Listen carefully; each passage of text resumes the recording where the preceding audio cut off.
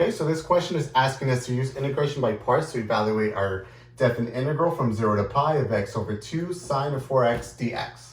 So here, remember, our integration by parts is simply u v minus the integral v du. So here, before I proceed, I notice I have a 1/2 here. I have an x over 2, which means that I can go ahead and take out a 1/2. So now we're going ahead and evaluating 0 to pi of x of sine of 4x dx. Now here I'm going to choose my u as my x. That means that du is simply dx. And I'm going to go ahead and choose my v as the remaining part of the integral, which is the integral of sine of 4x dx. Here I'm going to use a simple u sub. Here I'm going to use my u to be 4x. Now remember, this u and this u are two different u's. This becomes du is equal to 4 dx. I'm going to go ahead and divide by 4. This becomes 1 over 4. Du is equal to dx. Now I'm going to go ahead and start evaluating. This becomes the integral of 1 over 4 du, which is substituting in for dx. I still have my sine of 4x now became u. Now what I'm going to go ahead and do is take out my 1 over 4, integral from sine of u du. This becomes 1 over 4 times the antiderivative of sine of u is simply negative cosine of u. Now I have 1 over 4 minus cosine of u is now, remember we used u to sub in for 4x, so we have to bring that back, of 4x. Now I have all the components necessary to go ahead and do my integration by parts, which I'm going to go ahead and do here. Now we have 1/2 times u, which is simply x, times v, which is negative 1 over 4 cosine of 4x. Now I'm going to go ahead and subtract the integral of v, which is simply 1 over 4, negative 1 over 4 cosine of 4x. So it's negative 1 over 4 cosine of 4x. Then my du is just simply my dx. And I have to close the brackets because I am multiplying 1/2 by the whole thing.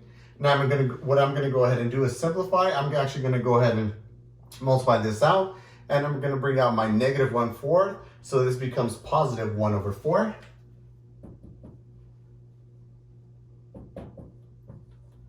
Negative x over 4 cosine of 4x plus 1 over 4 of the integral of cosine of 4x dx.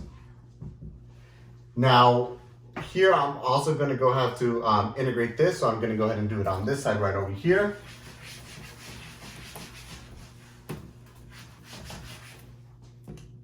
So here we have our integral of cosine of 4x dx. Now here, once again, I'm actually going to go ahead and do a simple u sub. U equals 4x. That means that 1 over 4 du is equal to dx. Now I'm going to go ahead and sub that in. This becomes the integral of 1 over 4 du. I'm actually going to write it a little bit further on the outside. Then I have cosine 4x became u. I'm going to go ahead and take out my 1 over 4. This becomes cosine of u du. This becomes 1 over 4 times the antiderivative of cosine of u is just simply sine of u. And once again, we have 1 over 4 sine of u. U is 4x, so I have 4x here. And I'm going to go ahead and substitute the 1/4 sine of 4x in here. So this becomes 1/2 times negative x over 4 cosine of 4x plus 1 over 4 times 1 over 4 sine of 4x. Then I'm going to go ahead and close my brackets because I am multiplying the 1/2 out, which I'm going to go ahead and do that now. So this becomes negative x over 8 cosine of 4x plus, I'm going to go ahead and distribute the 1/4 and the 1/2 at the same time. So this becomes 1 over 16 times the 1/2, which is 1 over 32 times sine of 4x. And once again, since this is a definite integral, we are evaluating from 0 to pi. So we are evaluating from 0 to pi.